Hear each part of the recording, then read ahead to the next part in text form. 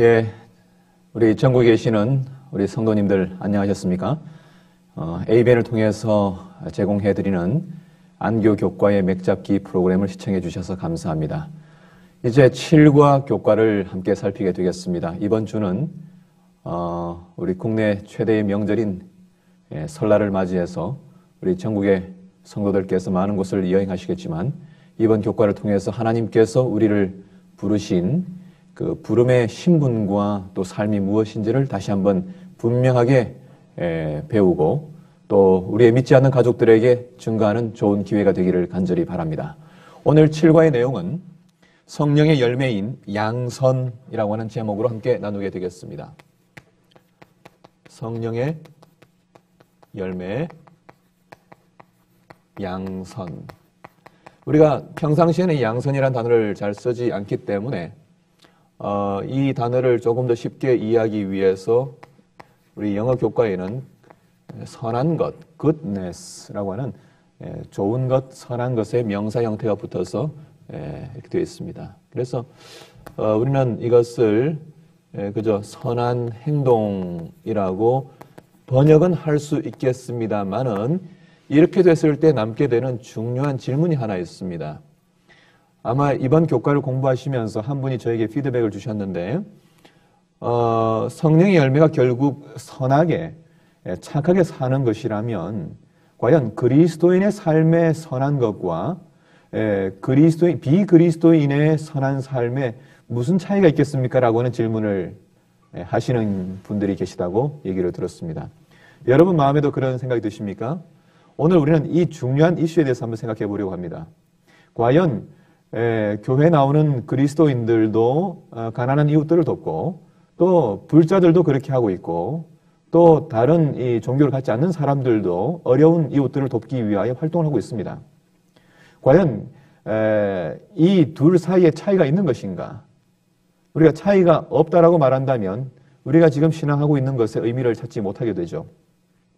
어떤 신앙을 하든지 결국 착하게 살게 되는 것이 신앙의 목적이라면 우리는 신앙을 갖지 않은 상태에서도 그 일을 할 수 있기 때문에 이슈는 굉장히 중요한 이슈입니다. 과연 그리스도인의 선행과 비그리스도인의 선행 차이에 어떤 그 차이가 있겠는가라고 하는 큰 질문을 놓고 오늘 성령의 열매, 양선에 대한 문제를 풀어 가보려고 합니다. 여러분, 먼저 인간의 상태에 대해서 우리가 함께 공부해 보려고 합니다. 인간의 상태와 성령의 역사와 필요에 대해서 우리가 함께 공부를 하겠습니다. 이 문제가 바로 월요일날 교과의 이슈로 지금 나타나고 있습니다. 여러분, 분명히 오늘 이해해야 될 문제가 있습니다.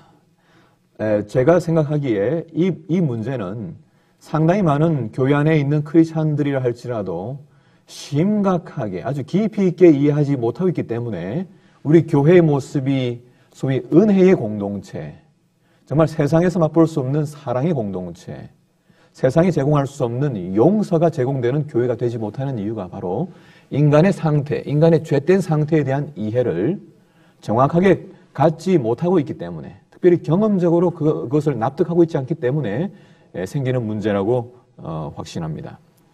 여러분, 요한복음에서 니고데모와 대화하시던 예수님의 대화 가운데 요한복음 3장 6절에 다음과 같은 말씀이 있습니다. 육으로 난 것은 육이요 영으로 난 것은 영이다. 육으로 태어난 것은 아무리 어떤 변화의 촉매제를 여기다 집어넣어도 결코 영이 나올 수 없다고 하는 것입니다.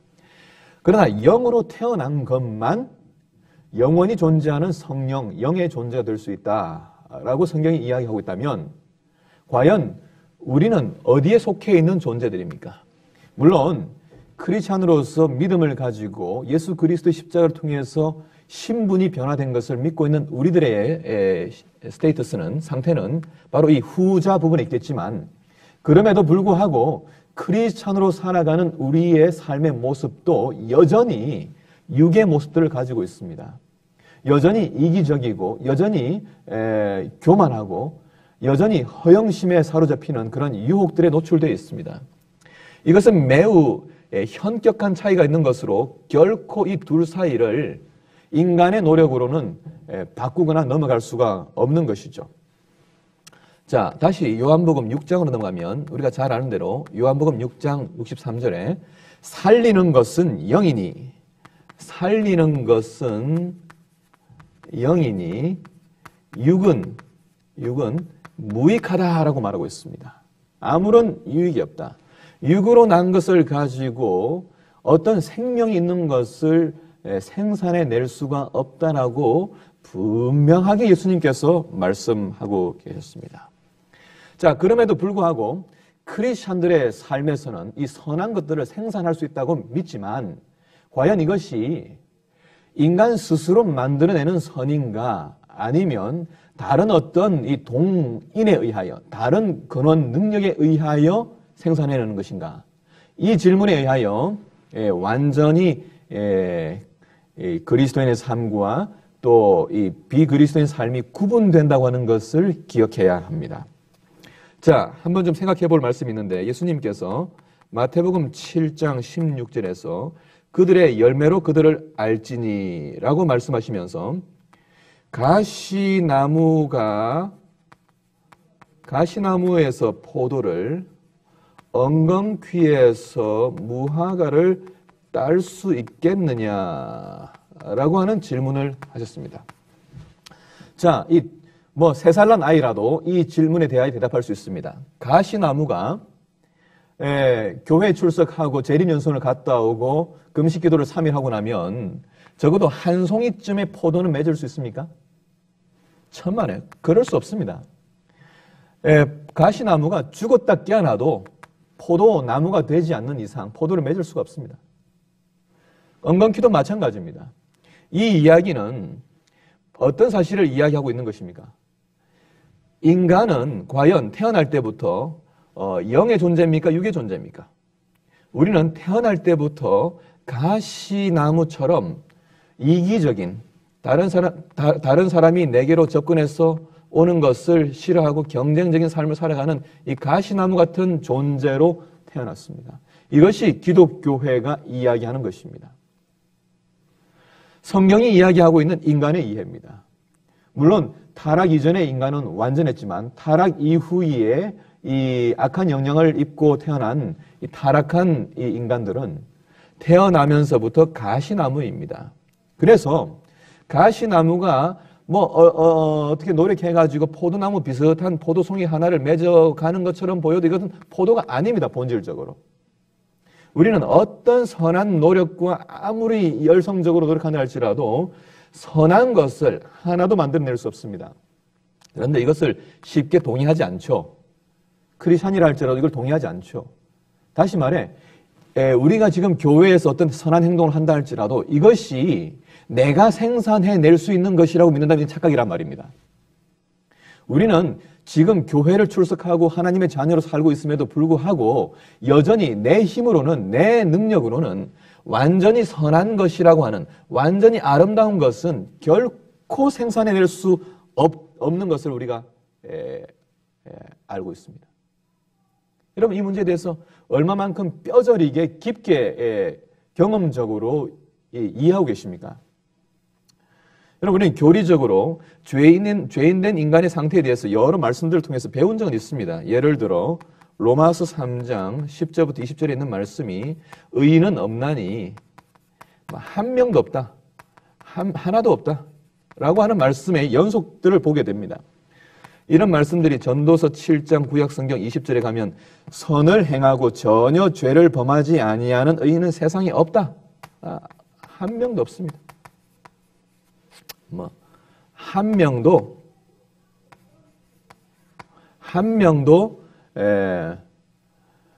선한 행동을 하고 죄를 범시하는 사람이 없다 이 말입니다. 지금도 마찬가지입니다. 교회 안에서 예배를 드리고 또 선한 일을 하고 있는 어떤 사역자를 할지라도 마찬가지입니다. 여러분 제가 지금 하는 이야기를 잘 생각해야 합니다. 우리가 교회 안에서 목회 일을 하기도 하고 장로 일을 하기도 하고 교회의 선한 일들을 하기도 하지만 그럼에도 불구하고 이 말씀은 여전히 우리에게 해당되는 말씀입니다. 선을 행하는 사람은 아무도 없다라고 하는 이 말씀은 여전히 크리스찬의 삶에도 해당되고 있는 것입니다. 시편 14편 3절에 다 치우쳐 함께 더러운 자가 되고 선을 행하는 자가 없나니 하나도 없다. 동일한 말씀들이 지금 계속해서 이 바울은 이 시편 14편을 인용해서 로마서 3장을 이야기하고 있습니다. 결국 요한복음 8장 44절에 예수님께서 우리를 향해서 뭐라고 했냐면 너희 아버지는 누구냐? 너희 아버지는 마귀다라고 말했습니다. 여러분 기가 막힌 선언 아닙니까? 우리의 아버지가 마귀라고요. 목사인 최경천의 아버지가 마귀라고요. 그 당시에 경건하다고 생각하던 모든 이 종교인들에 대하여 마귀라고 이야기합니다. 오늘 교회 안에 있다 할지라도 여전히 우리에게는 마귀에 속한 본성이 우리 안에 남아 있습니다. 그러면 어떻게 우리가 이 마귀에 속하지 아니하고 하나님께 속했다고 이야기할 수 있는 것입니까?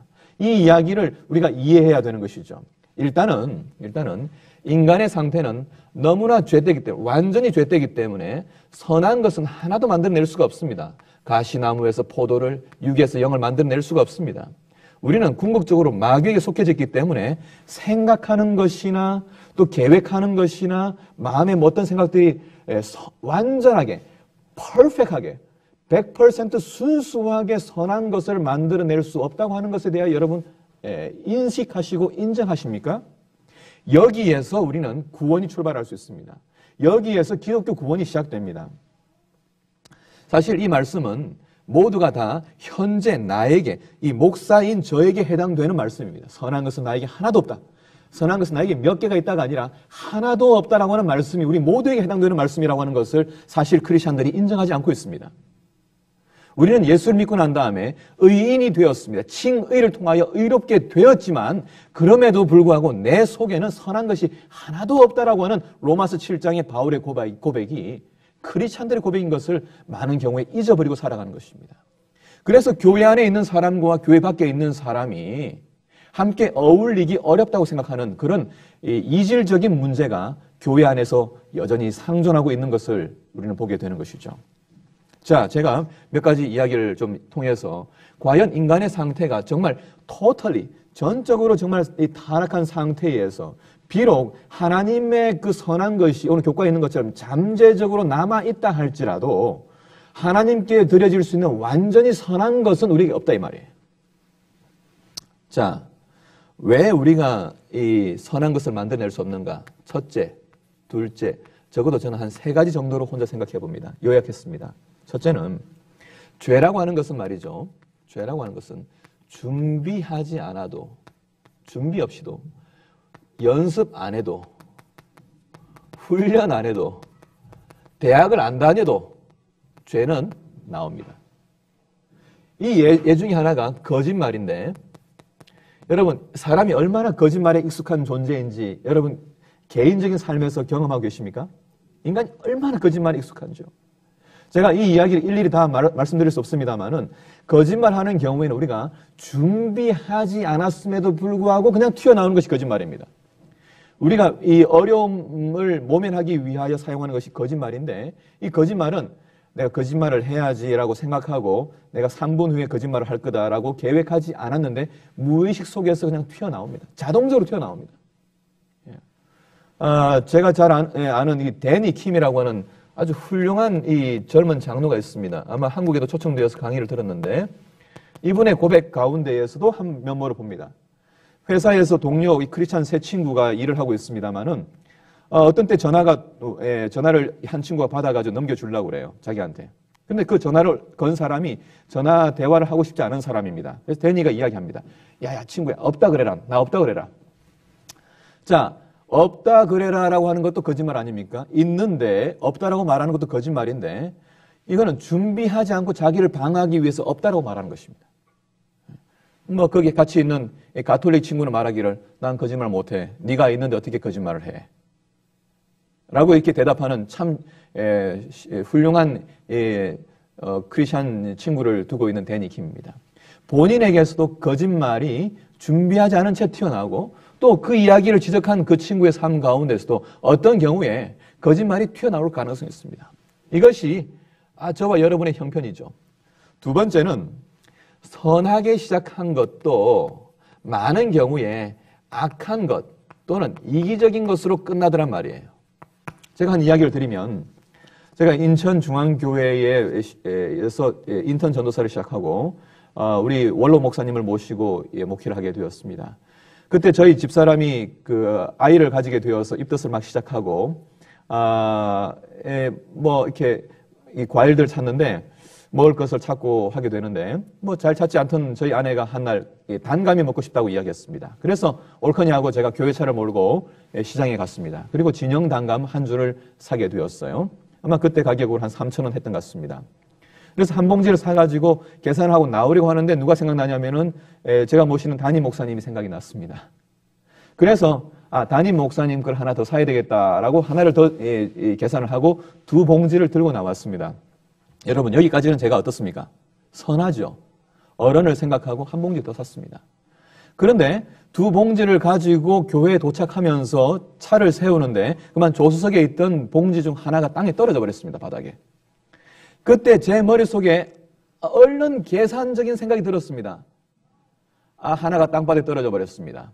그래서 어떤 걸 목사님 드릴까라는 생각이 든 것이죠. 여러분 제가 어떻게 했을까요? 어떤 봉지를 목사님 드렸을까요?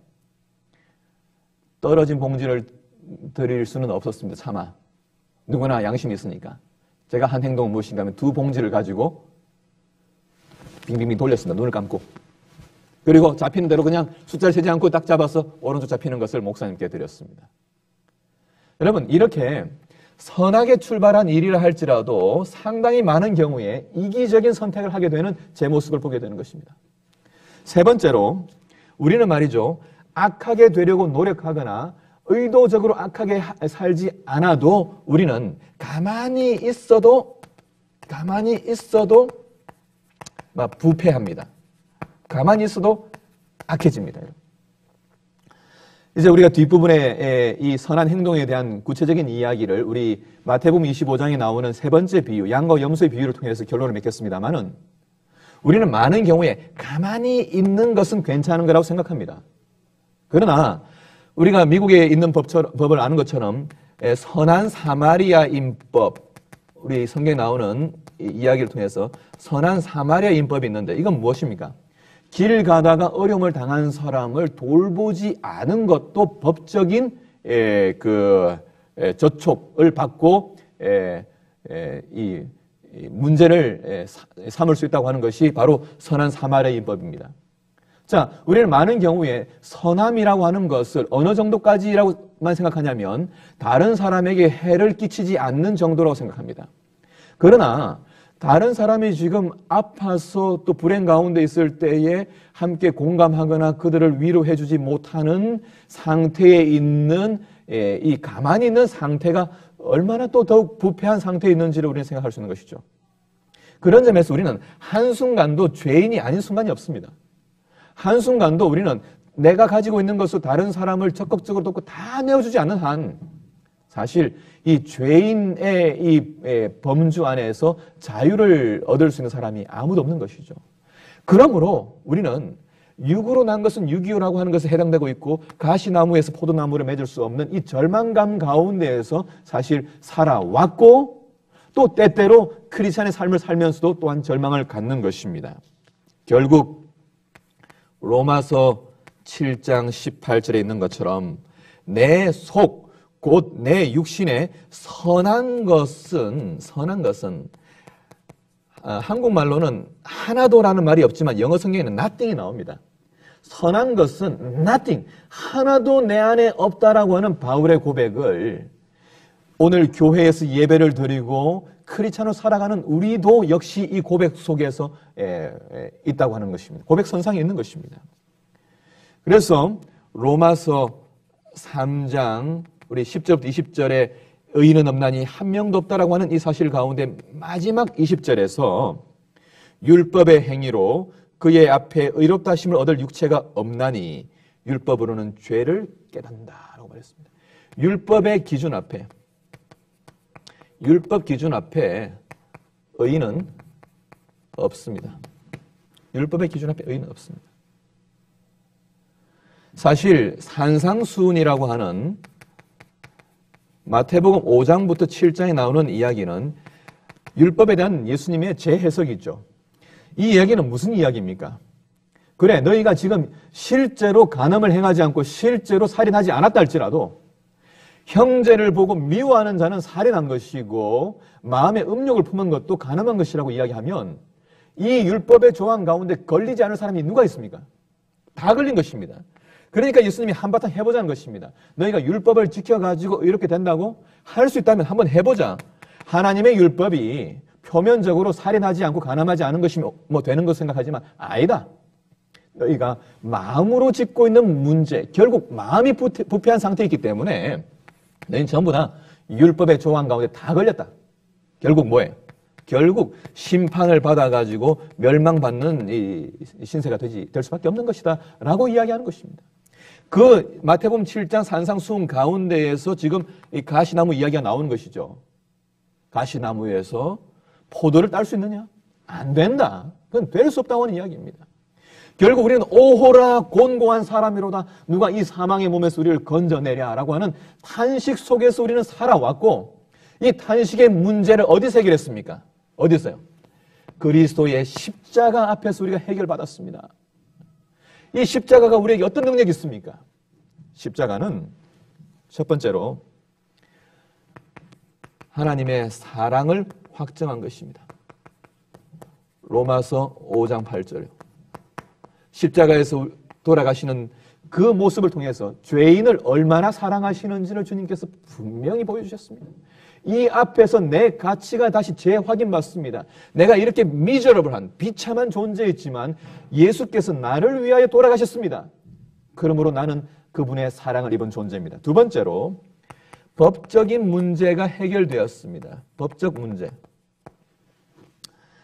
죄인은 죄의 값을 치르고 멸망을 받아야 하지만은 예수님께서 죄인의 자리에 대신 서셨습니다. 그래서 로마서 3장 24절에 예수님께서 우리를 위하여 속량하셨다라고 말합니다. 속량. 또 다른 성경에는 속전이라는 말을 씁니다.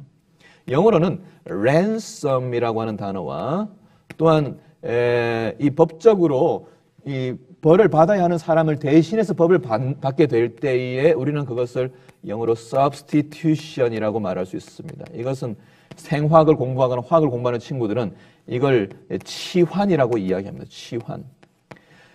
이 십자가에는 누가 올라가야 어울리냐면은 가시나무의 삶을 살고 있는 이기적인 우리가 올라가면 딱 어울리는 자리입니다. 그런데 이 자리에 예수님께서 올라가셨기 때문에 우리는 더 이상 이 십자가의 이 가시나무 죽음의 선고를 받을 필요가 없다고 우리를 법적으로 자유케 하셨습니다. 그래서 성경 로마서 5장 9절에는 그의 피로 말미암아 우리가 의롭다 하심을 받았다고 말합니다. 예수의 피가 정당하게 흘려졌습니다. 죄인을 위하여 예수께서 피를 흘리셨기 때문에 그 어떤 누구도 사단이라 할지라도 누구도 우리가 더 이상 계속해서 죄인의 이 상태에 있다고 이야기할 수가 없게 되었습니다. 법적으로 우리는 예수님께서 십자가 달려 돌아가시는 이 substitution, 대속의 죽음을 통하여 우리는 자유롭게 되었다라고 하는 법적인 선고를 십자가에서 갖게 되는 것입니다. 세 번째는 새로운 신분입니다.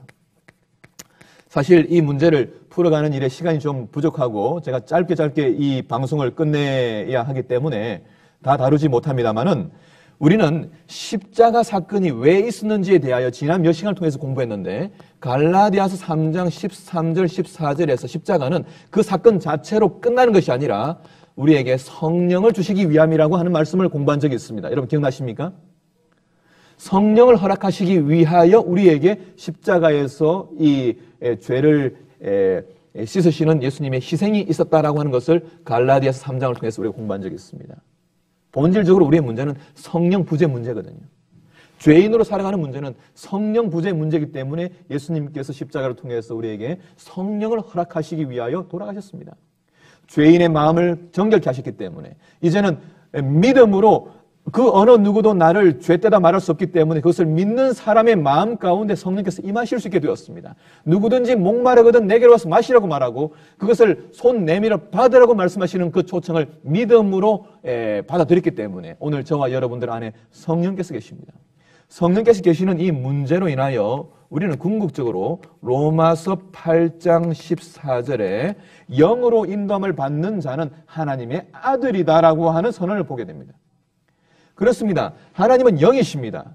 성령께서 우리 안에 계시기 때문에 우리는 비로소 하나님의 자녀라고 부르심을 받게 되는 것입니다. 이런 신분의 변화가 우리에게 주어졌습니다. 이것이 십자가의 사건을 통하여 우리에게 허락된 것이죠. 자, 우리가 이제 오늘 생각하는 문제는 이 선한 삶에 대한 문제입니다. 여러분, 성경에서 말이죠. 죄인이 천국에 들어갈 수 있다고 이야기하고 있습니까? 있다면 그것은 예수 그리스도께서 우리를 위하여 확실히 보여주신 십자가의 은혜 때문이고, 들어갈 수 없다면 죄인은 계속해서 죄를 지으면서 주님 오시는 재림의 순간에 천국에 들어갈 수 없다고 하는 성경의 말씀들이 수없이 많이 있습니다. 예를 들어 고린도전서 6장 9절로부터 보시면은 불의한 자가 하나님 나라를 유업으로 받지 못할 줄을 알지 못하느냐라고 말합니다. 갈라디아서 5장 19절로 21절도 마찬가지고요.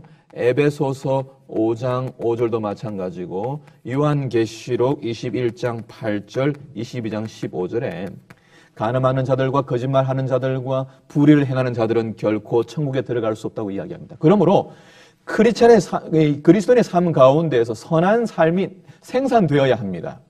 생산된다면 어떻게 생산될까요? 그것은 단 하나의 방법, 단 하나의 이유 때문인데 그것은 성령께서 우리 속에서 역사하시는 것을 통하여 드러나는 선한 행동이 있을 뿐입니다.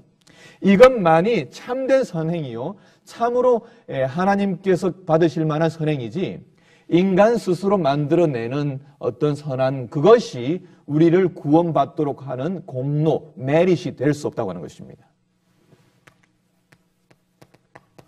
공로가 될 수 없는 것입니다. 이런 점에서 그리스도인의 선행과 비그리스도인의 선행 사이에는 근본적 차이가 있다고 말할 수 있는 것입니다. 그리스도인은 그 삶의 동기가 이 새로운 신분을 주신 성령의 역사를 통하여 선한 행동이 나오는 것이기 때문에, 다시 말해 율법의 조항들을 순종하는 것이기 때문에 우리는 율법 자체의 순종으로 구원을 받는 것이 아니라 성령의 역사에 의하여 은혜로 믿음으로 새롭게 된 신분을 갖게 되었기 때문에 우리는 율법을 순종하게 되는 것입니다. 사실 여러분, 이 죄인의 상태에서 하나님의 자녀가 되는 이 변화는 어떤 변화입니까? 이거는 정말 무엇으로도 비교할 수 없는 엄청난 변화 아닙니까? 지옥에 들어가야 할 존재가 하나님의 자녀가 되어서 하나님의 나라에 있게 된다고 하는 이 변화는 엄청난 변화 아닙니까? 이 약속이 얼마나 큰 약속입니까? 이 약속을 받게 된 우리로서 하나님의 은혜와 하나님의 사랑 때문에 우리는 주님께서 우리에게 보여주신 그 삶의 모습을 따라 순종하고자 마음이 드는 것입니다. 그래서 우리가 선한 일을 하고 난 다음에도 우리는 우리가 해야 할 일을 다 했을 뿐이다라고 말하는 것입니다. 종에게 맡겨진 일을 하고 난 다음에 그것을 가지고 우리가 공로로 삼거나 자랑할 수가 없는 것입니다. 당연히 우리에게 맡겨진 일을 다 행했을 뿐이라고 이야기하는 것입니다. 그러므로 오늘 이 성령의 열매인 양선의 문제에서 과연 그리스도인의 삶의 선행과 비그리스도인 삶의 선행 사이에 어떤 차이가 있는가의 문제는 결국 이 성령의 문제로 구분될 수 있게 되는 것입니다. 이 수요일 사역의 수요일 교과에 이 문제가 나타나고 있습니다. 여러분, 근본적으로 그리스도인의 삶과 비그리스도인의 삶 사이에는 아주 큰 차이가 있습니다. 겉으로 볼 때는 그들도 선한 일들을 하고 이웃들을 돕습니다만은 근본 동기가 다릅니다. 우리는 우리 속에서 어떤 것도 선한 것을 행할 수 없다고 하는 고백을 하는 사람들입니다. 그렇기 때문에 오직 성령의 감동에 의해서 우리는 선한 삶을 살고자 한 발자국 한 발자국 인도함을 받으며 순종하는 삶을 살고 있을 뿐이죠. 그래서 우리는 우리를 사랑하시는 분 때문에 계명을 순종하는 것이 결코 무겁지 않습니다. 요한일서 5장 3절에 있는 것처럼 하나님을 사랑하는 것은 이것이니 우리가 그의 계명들을 지키는 것이라. 그의 계명들은 무거운 것이 아니로다라고 말씀하시는 그 이야기가 무슨 의미인지를 이해하는 것입니다. 거듭난 사람들. 예수님께서 제자들에게 말씀하시기를 마태복음 19장에서 누구든지 나를 따라오려거든 자기를 부인하고 자기 십자가를 지고 따르라고 말했습니다. 우리 부자 법관의 이야기는 마태복음, 마가복음, 누가복음 세 군데 걸쳐서 나옵니다. 마태복음 19장과 마가복음 10장과 누가복음 18장에 나오는 이 부자 법관에 예수님께서 와서 묻습니다. 어떻게 얘가 영생을 얻고 천국에 들어가겠습니까? 그때에 와서 이 부자 법관이 예수님께 하는 말이 무엇인가 하면은 선한 선생님이여 라고 먼저 묻습니다. 이때 예수님께서 하신 말씀이 네가 어찌하여 나를 선하다 하느냐. 선한 이는 한 분밖에 안 계시는데 그분은 하나님이시다라고 말했습니다. 그리고 나를 따라오려거든 네가 가지고 있는 모든 전 재산을 다 팔아서 가난한 자들에게 주고 오라고 말합니다. 도대체 이해할 수가 없는 것입니다. 이 청년은 정말 이 하나님의 계명의 기준에 표면적으로 볼 때에 전혀 문제가 없는 모범적인 삶을 살고 있는 사람이었습니다. 그러나 마음을 꿰뚫어 보시는 하나님께서는 아니다. 그것으로 천국에 들어갈 수 있는 것이 아니다. 전적으로 포기하는 일이 없이는, 전적으로 네 자신에 대한 부인이 없이는, 너 자신은 아무런 선한 것을 만들어낼 수 없다고 하는 사실을 인정하지 않고서는 결코 천국에 들어갈 수 없다라고 하는 것을 말씀하신 것입니다.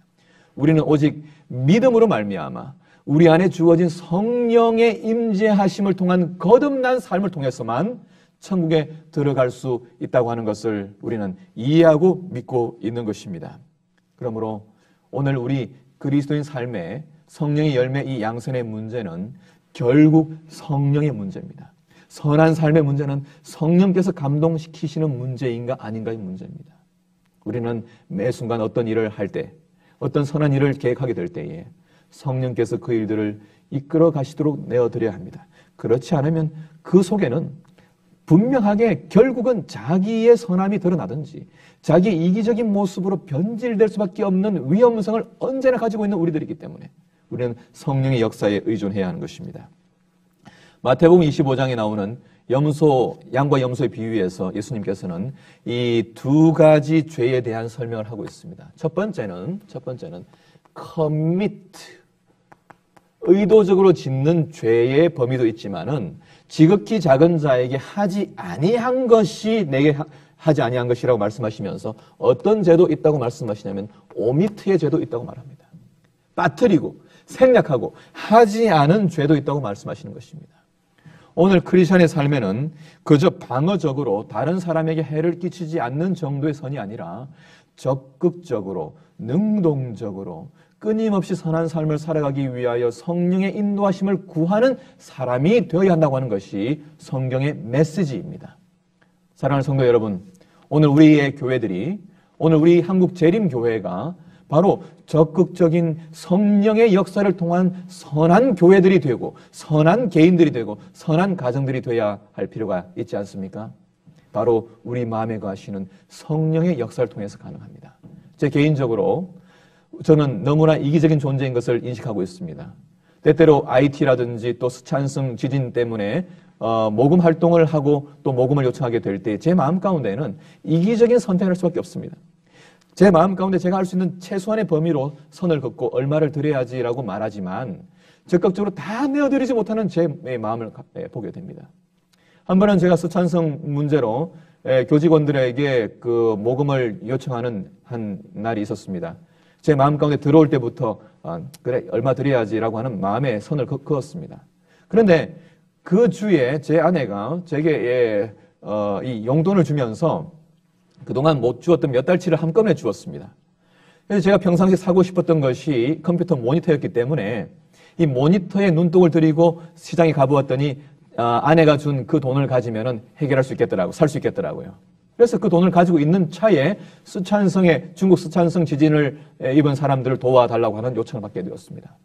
제가 마음 가운데 처음에 그 들어올 때 생각했던 그 작은 양을 그 서약하려고 했습니다. 그런데 마음 가운데 누가 말씀하세요.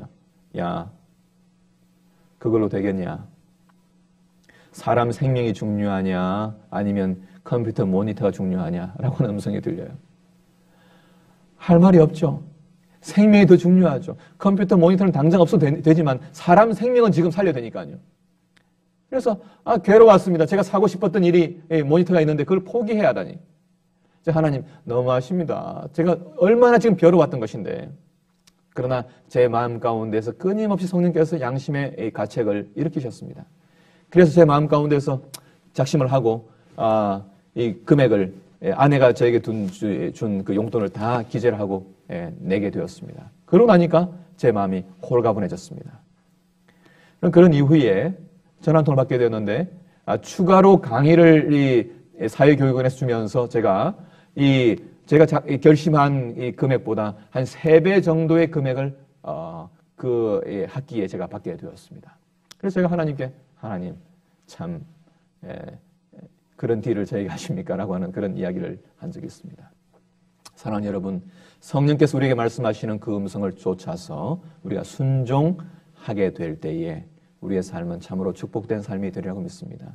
우리 모두가 다 부족한 삶이지만 성령의 역사를 통하여 이루어지는 착한 행동과 선한 삶이 우리 개인과 가정과 교회의 삶에 풍성하게 넘치게 되기를 바라면서 이번 7과 교과의 맥잡기를 마치도록 하겠습니다. 감사합니다.